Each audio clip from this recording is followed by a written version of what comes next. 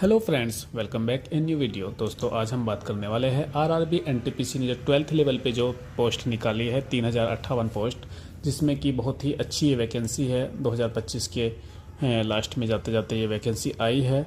RRB NTPC 12th level recruitment 2025, यानी कि 3000 post इसमें है, 3058 पोस्ट, जिसमें कि आपको मिल जाएगी इसके अंदर कॉमर्शियल कम टिकट क्लर्क और ट्रेन क्लर्क और अकाउंट क्लर्क कम टाइपिस्ट जूनियर क्लर्क, ये 4 पोस्ट इसके अंदर है। टोटल पोस्ट जो है वो 3058 है।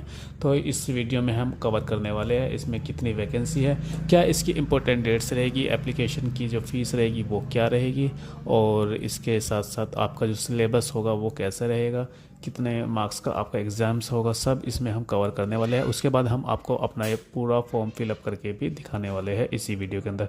तो दोस्तों, अगर आप हमारे चैनल पर नए हैं तो हमारे चैनल को सब्सक्राइब ज़रूर कीजिए और बेल आइकन को दबाकर हमारे चैनल को नोटिफिकेशन जो है जितनी भी ऑन कर लीजिए। तो आप जैसे डेस्कटॉप पे देख पा रहे होंगे, ये देखिए आरआरबी एनटीपीसी 12th रिक्रूटमेंट 2025, ये वेबसाइट मैंने खोली हुई है।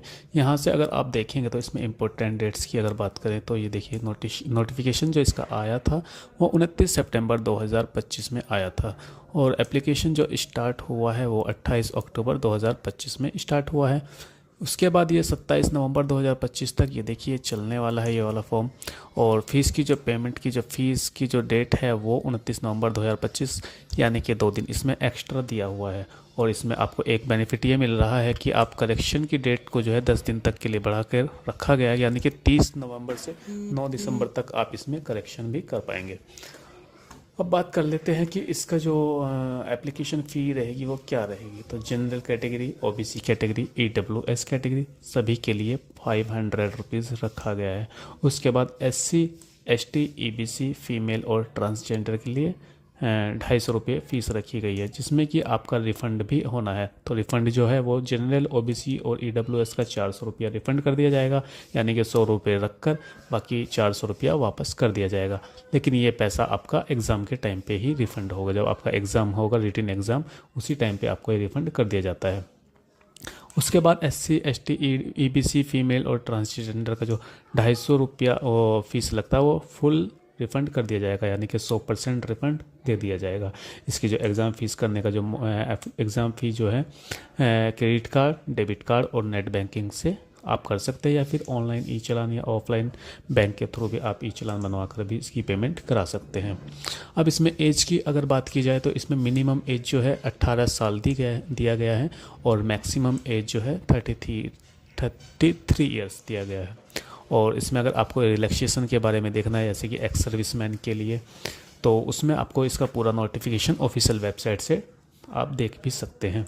अब 3058 पोस्ट है इसमें टोटल, जिसमें कि आपके 2 तो क्लर्क की है, जैसे कि एक तो कमर्शियल कम टिकट क्लर्क है जिसमें कि 2424 पोस्ट है, ये देख सकते हैं आप। उसके बाद ट्रेन क्लर्क की 77 पोस्ट है। अब इन 2 पोस्ट के लिए आपके पास सिर्फ ज़्यादा कुछ नहीं चाहिए, 12th पास होना चाहिए। आप देखिए यहाँ पे लिखा हुआ है 12th एग्ज़ाम पास और equivalent from any recognised board in India. ठीक है, ये 2 वैकेंसी आपकी सिर्फ 12th बेस पे होगी। उसके बाद अकाउंट क्लर्क कम टाइपिस्ट की ये 2 पोस्ट है, जूनियर कम टाइपिस्ट और अकाउंट क्लर्क कम टाइपिस्ट। इसमें आपकी 394 और 163 ये 2 पोस्ट है, जिसमें कि आपके पास टाइपिंग में आपका अच्छा खासा जो है एक्सपीरियंस होना चाहिए, यानी कि 30 वर्ड पर मिनट के हिसाब से इंग्लिश और 25 वर्ड पर मिनट के हिसाब से हिंदी की टाइपिंग होनी चाहिए, दोनों ही पोस्ट के अंदर। तो अगर आप इसके सिलेबस की अगर हम बात करें तो इसमें आपके टोटल जो है 100 नंबर के क्वेश्चंस होंगे, और 100 ही क्वेश्चन होंगे। प्रत्येक क्वेश्चन जो होगा वो एक नंबर का होगा, और इसमें आपकी नेगेटिव मार्किंग्स भी दी गई है, यानी कि अगर आप 3 क्वेश्चंस गलत करते हैं तो 1/3 की इसमें 1 नंबर आपका काट लिया जाएगा। और अगर आप एक क्वेश्चन सही करते हैं तो उसमें आपको 1 नंबर मिलेगा। अगर आप एक क्वेश्चन गलत करते हैं 1/3 के हिसाब से आपका मार्क्स कट हो जाएगा इसके अंदर। तो इसमें आप देखेंगे तो जीएस के जो है 40 क्वेश्चन हो गए जो कि 40 नंबर के हैं। उसके बाद मैथमेटिक्स के आपके 30 क्वेश्चन होंगे, वो भी 30 नंबर के होंगे। और उसके बाद एक रीजनिंग होता है, और जनरल इंटेलिजेंस के जो है वो भी 30 क्वेश्चन होंगे, यानी कि आपको पढ़ना पड़ेगा। इसमें कोई इंग्लिश जो है इसमें कंपलसरी नहीं दिया गया है इस सिलेबस में, यानी कि टोटल आपके 100 क्वेश्चन होंगे और 100 ही नंबर के ये क्वेश्चंस होंगे। अब बात करेंगे कि आपको अप्लाई कैसे करना है। तो सबसे पहले आपको जाना होगा इसकी ऑफिशियल वेबसाइट के ऊपर। अब जिन स्टूडेंट्स ने ये फॉर्म पहले से अप्लाई किया हुआ तो आप यहाँ से लॉगिन कर सकते हैं, या फिर जो फर्स्ट टाइम अप्लाई कर रहे हैं वो यहाँ से जाके अपना क्रिएट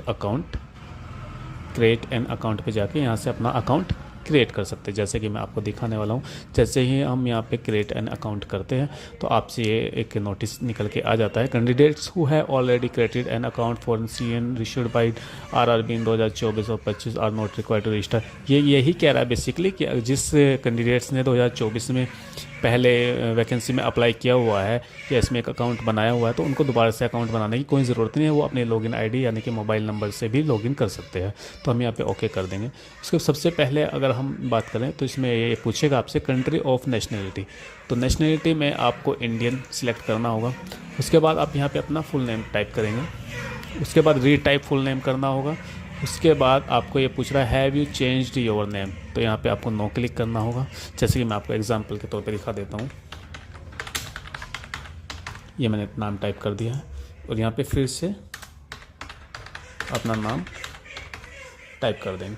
अब यहाँ पे have you changed your name, यहाँ पे नो करना होगा। अगर आपने कभी चेंज अपना नाम किया है और इसके डॉक्यूमेंट्स आपके पास है तो आप यहाँ पे येस भी कर सकते हैं, लेकिन ज़्यादातर कंडीशन में ये बहुत ही कम रेयर केस में ऐसा होता है कि कोई अपना नाम चेंज करके ऐसा करता है। तो इसके बाद आपको डेट ऑफ बर्थ यहाँ पर सिलेक्ट करनी है। इसके लिए आप कैलेंडर पर क्लिक करेंगे और यहाँ से डेट ऑफ बर्थ सिलेक्ट कर लेंगे। जैसे ये मैं कर लेता हूँ, डेट ऑफ बर्थ हो गया।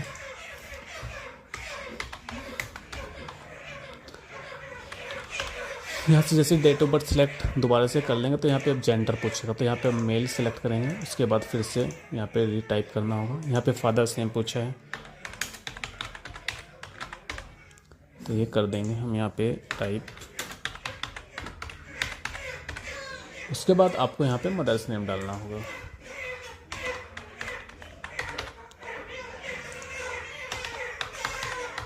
अब मदर्स नेम डालने के बाद आपसे यहाँ पे एक ईमेल आईडी पूछी जाएगी।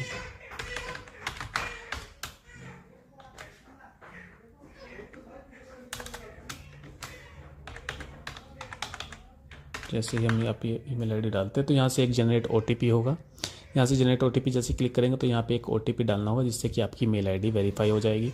उसके बाद मोबाइल नंबर यहाँ पे डालेंगे, उसको भी ऐसे ही जनरेट मोबाइल OTP करेंगे तो यहाँ से आपका मोबाइल वेरीफाई हो जाएगा। इन दोनों को वेरीफाई करने के बाद आपको अपना आधार कार्ड भी वेरीफाई कराना होगा। तो इसमें आपको दिखा रखा है 3 ऑप्शन दिए गए हैं, वेरिफिकेशन थ्रो डिजीलॉकर और वेरिफिकेशन थ्रो आधार कार्ड। और अगर किसी के पास अगर आधार कार्ड नहीं है तो वो यहाँ से क्लिक कर सकता है, I do not have Aadhaar card. तो यहाँ से जैसे आप वेरिफिकेशन डिजीलॉकर से नहीं, आपको करना होगा वेरिफिकेशन थ्रो आधार कार्ड। ये आपके लिए बहुत आसान रहेगा। उसके बाद आपको यहाँ पे एक पासवर्ड अपना बनाना होगा और यहाँ पे कंफर्म पासवर्ड बनाना होगा। उसके बाद कैप्चा पे जैसे क्लिक करेंगे और क्लिक करने के बाद यहाँ से प्रीव्यू और क्रिएट एन अकाउंट पे करेंगे तो आपको प्रीव्यू दिखा देगा। उसके बाद आपका ये अकाउंट क्रिएट हो जाएगा। अब इसके बाद आपको एक मेल आएगा और आपके पास मैसेज के द्वारा भी दिख जाएगा, तो आप यहाँ से फिर लॉगिन पे जाके क्लिक कर सकते हैं। अब जब लॉगिन का ये पेज खुल जाएगा आपका तो आप यहाँ से फिर देखिए लॉगिन विद आधार यहाँ से आप कर सकते हैं और यहाँ पे आपको मोबाइल नंबर डालना होगा। उसके बाद जनरेट आधार पे क्लिक करना होगा, आधार OTP। तो यहाँ पे आपका OTP आ जाएगा। OTP डालने के बाद आप यहाँ पे सिलेक्ट, जैसे देखिए मैं आपको दिखा देता हूँ, ये जैसे ये मोबाइल नंबर आप डालेंगे तो यहाँ से जनरेट आधार OTP करेंगे तो फिर ये देखिए जनरेट आधार OTP, तो मोबाइल पे जो है आधार का OTP चला गया है। तो आधार का OTP जैसे हम यहाँ पे फिल करने वाले हैं, मैं आपको दिखा देता हूँ करके फिल।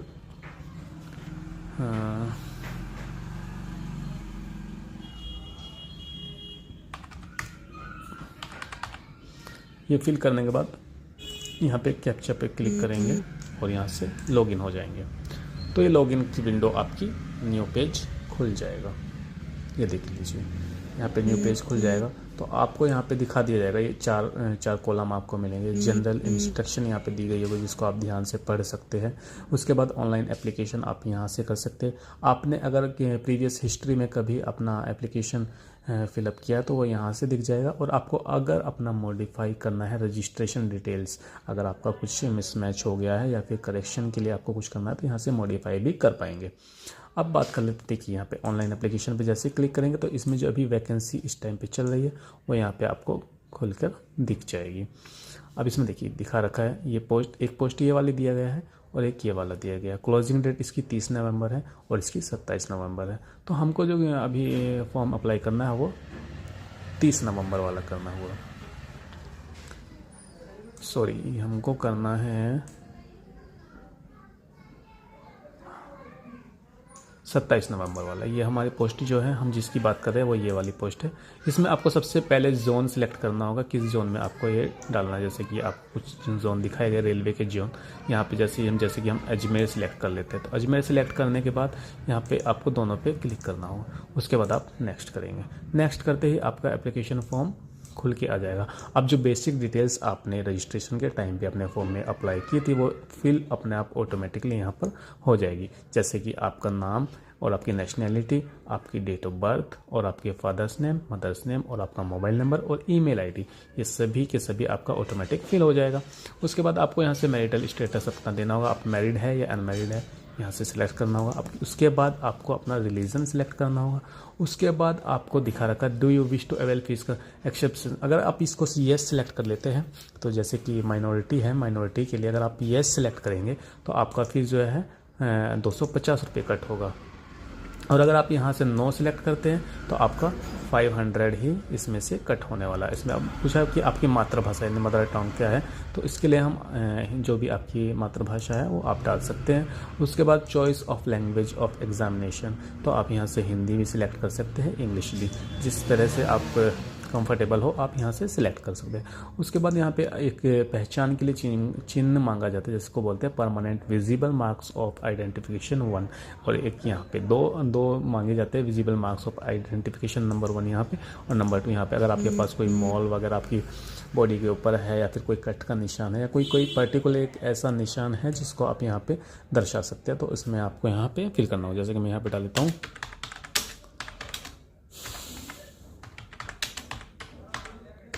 जैसे कि हमने यहाँ पे लिख दिया अमॉल ऑन राइट हैंड, और यहाँ पे हम डाल देते हैं black mall on right side of chest. ये हमने दो यहाँ पे आइडेंटिफिकेशन के मार्क्स यहाँ पे हमने डाल दिया। अब इसके बाद कम्युनिटी पूछ रहा है, तो हम अगर जनरल कैटेगरी में आप आते हैं तो जनरल सेलेक्ट कीजिए, एसटी में आते हैं तो एसटी, और ओबीसी में आते हैं तो ओबीसी, और ईडब्ल्यूएस में आते हैं तो वो भी आपको सिलेक्ट करना होगा। जैसे कि मैं यहाँ पे ओबीसी डाल देता हूँ। ओबीसी में डालने के बाद आपसे ये पूछा है क्या आप नॉन क्रेमी लेयर में है कि नहीं है, तो इसमें से आपको देखना होगा। अगर आप क्रेमी लेयर में है तो उसमें डालना होगा, नॉन क्रेमी लेयर में है तो ये भी डालना होगा। तो ये मैं नॉन क्रेमी लेयर में डाल देता हूँ। अब इसमें अगर हम ये ओबीसी डाल रहे हैं तो आपसे ये ओबीसी का सर्टिफिकेट नंबर यहाँ पे मांगेगा। अगर आप यहाँ पे ओबीसी नहीं डालते हैं तो अगर आप यहाँ पे जनरल सेलेक्ट करते हैं तो आपसे कोई भी नंबर ये नहीं मांगेगा। अगर आप एससी एसटी या कोई भी रिजर्वेशन के अकॉर्डिंग अगर आप कुछ भी डालेंगे तो आपसे वो सर्टिफिकेट का नंबर और उसकी डेट ऑफ इशू मांगेगा।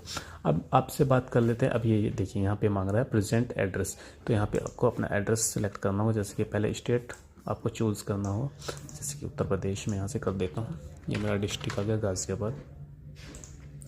उसके बाद एड्रेस, फुल एड्रेस आप यहाँ पे डाल सकते हैं, हाउस नंबर वगैरह लगा के, जो भी ब्ला ब्ला ब्ला ब्ला आप, मैं ये आपको एग्जांपल के तौर पे अभी दिखा रहा हूँ। इसके बाद सेम एड्रेस आप यहाँ पे भी डाल सकते हैं, या अगर आपका एड्रेस चेंज है तो आप चेंज कर सकते हैं, या फिर यहाँ पे क्लिक करके यहाँ पे भी आप डाल सकते हैं। देखिए आपसे यहाँ पे पूछ रहा है नियरेस्ट सिटी या फिर मेजर टाउन, कोई आपका सिटी जो है, तो हमारा तो गाज़ियाबाद में यहाँ पे डाल देता हूँ। उसके बाद यहाँ पे पिन कोड डालने के बाद अगर आपका एड्रेस सेम है तो आप यहाँ पे tick if permanent address is same present, यहाँ पे टिक करेंगे तो आपका फिलअप ऑटोमेटिकली हो जाएगा। उसके बाद आप यहाँ पे सेव कर देंगे। सेव करने के बाद ये आपकी डिटेल सेव हो गई है। उसके बाद आप नेक्स्ट पे क्लिक करेंगे। अब नेक्स्ट पे क्लिक करने के बाद आपसे ये पूछ रहा है कि are you an ex service में, तो आप यहाँ पे नो करेंगे। अगर आप कभी सर्विस में है, ऑलरेडी जॉब कर रहे हैं अगर आप, तो यहाँ पे आपको ये सिलेक्ट करना होगा और उसका अपना डेटा यहाँ पे आपको देना होगा। उसके बाद आपसे पूछ रहा है कि are you a person with benchmark disability, तो यहाँ पे भी आप नो सिलेक्ट कीजिए। अगर आपके पास कोई डिसेबिलिटी सर्टिफिकेट है तो आप इसको यस भी कर सकते हैं। उसके बाद is your written ability affected in item terms of para, ये भी आप देख सकते हैं। उसको हम नो ही रखेंगे। उसके बाद ये पूछ रहा है कि आप इकोनॉमिकल वीक है तो बैकवर्ड है तो यस कर सकते हैं या नो करेंगे। इसके लिए आपको फिर इनकम सर्टिफिकेट यहाँ पे लगाना होगा। अगर आप यहाँ पे यस कर लेते हैं तो आपसे ये इनकम सर्टिफिकेट मांगेगा, ठीक है। तो हम यहाँ पे नो ही रखेंगे। उसके बाद ये पूछ रहा है I you an employ of Indian Railways. अगर आप इंडियन रेलवेज़ में पहले से एम्प्लॉय है तो यस कर सकते हैं, अगर नहीं है तो नो कर सकते हैं। अब उसके बाद पूछ रहा है name of the current department organisation, not applicable हम कर देंगे क्योंकि हम कोई डिपार्टमेंट में अभी एम्प्लॉय नहीं है। इसके बाद आपसे ये एक बैंक अकाउंट की डिटेल्स मांग रहा है। ध्यान रहे आपको वही अकाउंट इसमें देना होगा जो आपका रनिंग में है, क्योंकि जो रिफंड अमाउंट है वो उसी बैंक में आएगा जो आप यहाँ पे प्रोवाइड करेंगे। अब इस बैंक का आप इसमें जो है आप अपने फादर्स का भी बैंक अकाउंट लगा सकते हैं, मदर्स का भी लगा सकते हैं, इन दो का आप लगा सकते हैं, या फिर अपना खुद का बैंक अकाउंट आप यहाँ पे लगा सकते हैं। तो देखिए मैं यहाँ पे अपना अकाउंट लगा देता हूँ, तो मैं अपना ही नाम डालूँगा यहाँ पे, ठीक है। अब यहाँ पे ये अकाउंट नंबर मांग रहा है। इसके बाद दोबारा से कंफर्म अकाउंट नंबर, इसके बाद ये IFSC कोड,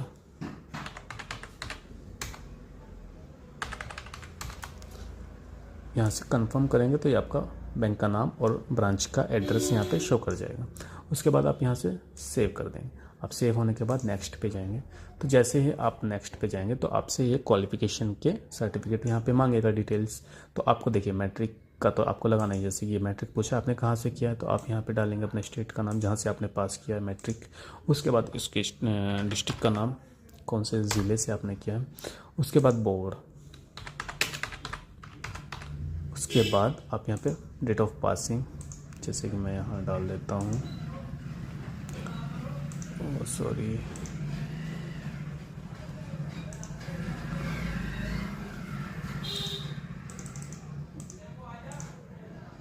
ये मैंने पासिंग डेट डाल दी। यहाँ पे हमसे पूछ रहा है कि अपना 10th का रोल नंबर। उसके बाद यहाँ पे सर्टिफिकेट नंबर, सर्टिफिकेट नंबर आपके जो मार्कशीट होती है उस पर सर्टिफिकेट नंबर भी होता है और रोल नंबर भी होता है। अगर आपके पास सर्टिफिकेट नंबर नहीं है तो एक सीरियल नंबर मार्कशीट के ऊपर होता है, आप वो भी फिल कर सकते हैं। उसके बाद ये पूछा do you have typing proficiency in English, Hindi और कंप्यूटर। अगर आपके पास टाइपिंग है तो आप यहाँ पर सिलेक्ट कर सकते हैं, तो आप चारों पोस्ट के लिए एलिजिबल हो जाएंगे। अगर आपके पास टाइपिंग नहीं है तो आप नो के लिए सिलेक्ट करेंगे और इसको ऐड कर देंगे। ऐड करने के बाद अभी 12th भी आपको इसमें ऐड करना होगा। अब यहाँ पे 12th ऐड करने के लिए आपको सेम डालना होगा, जो भी डिटेल्स हैं वो 12th की भी आपको यहाँ पे फिल करनी होगी, जैसे कि मैं यहाँ पे आपको दिखा रहा हूँ। बहुत ही सिंपल ये फॉर्म है, आप आराम से इसको घर बैठे आसानी से फिलअप कर पाएंगे। जैसे कि मैं यहाँ पे ये डाल दिया। अब इसमें परसेंटेज भी मांग रहा है, आपके 12th में कितना परसेंटेज था। Do you have typing proficiency in English, ये हम नो कर देते। अब ऐड करेंगे। ऐड करने के बाद ये हमारी क्वालिफिकेशन ऐड हो गई है। अगर आपके पास ग्रेजुएशन है तो आप यहाँ पे बैचलर डिग्री भी यहाँ पे शो कर सकते हैं। अब नेक्स्ट पे क्लिक करेंगे। अब ये आपका लास्ट स्टेज आया है जिसमें कि आपसे ये पूछ रहा है एक फ़ोटो, और ये यहाँ पे आपको एक फ़ोटो, लाइव फ़ोटो यहाँ पे मांग रहा है। तो इसमें आपको सिर्फ और सिर्फ लाइव फ़ोटो देना होगा। उसके बाद आपको यहाँ पे एक सिग्नेचर अपलोड करना होगा, और यहाँ पे जैसे ही क्लिक करेंगे तो आपका फॉर्म यहाँ से आप इसको सेव करके नेक्स्ट क्लिक करेंगे तो आपका फॉर्म फिलअप हो जाएगा। उसके बाद सिर्फ आपसे ये एक बार आपको प्रीव्यू दिखा देगा फॉर्म का। प्रीव्यू दिखाने के बाद आप इसकी फ़ी पेमेंट कर दीजिएगा और आपका ये फॉर्म कंप्लीट हो जाएगा। तो दोस्तों कैसी लगी हमारी ये वीडियो आप हमें कमेंट बॉक्स में ज़रूर बताएं। अगर आपकी कोई क्वेरीज इसके अलावा रहती है तो आप हमें कमेंट बॉक्स में बता सकते हैं। इसके अलावा हम आपके लिए बहुत सारी इंपॉर्टेंट वीडियो लाते रहेंगे। डिजिटल वर्ल्ड से जुड़ी सभी जानकारी हम आपको देते ही रहेंगे। तो thank you for watching my video. धन्यवाद।